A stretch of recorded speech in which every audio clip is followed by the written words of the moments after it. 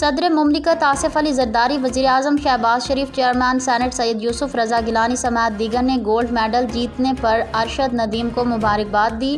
جویا news net work plus کے اسلام آباد سے نمائندے منہاج الحسن کی رپورٹ کے مطابق صدر مملکت آصف علی زرداری نے کہا کہ پاکستان ایتھلیٹ ارشد ندیم پوری قوم کا فخر ہیں۔ ارشد ندیم کی جیت پوری قوم کی جیت ہے۔ فائنل میں شاندار اولمپکس ریکارڈ قائم کرنا، طویل ترین جیولین تھرو کرنا بڑا کارنامہ ہے۔ انہوں نے کہا کہ پیرس اولمپکس میں پاکستان کے لیے تمغہ جیت کر آپ نے ہمارا سر فخر سے بلند کر دیا ہے۔ ارشد ندیم نے اولمپکس جیسے بڑے مقابلے میں پاکستان کا نام روشن کیا۔ اللہ تعالیٰ ارشد ندیم کو مستقبل میں مزید کامیابیوں سے نوازے۔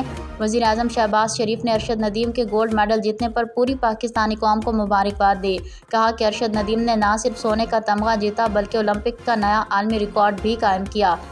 انہوں نے کہا کہ ارشد ندیم کی کوئی بھی فاؤل کیے بغیر 2 تھرو 90 میٹر سے زائد فاصلے پر پھینکے، جو ان کی شاندار کارکردگی کا منہ بولتا ثبوت ہے۔ ارشد ندیم نے پوری پاکستانی قوم کو 77ویں یوم آزادی پر ایک بڑا اور بہت ہی خوبصورت تحفہ دیا ہے۔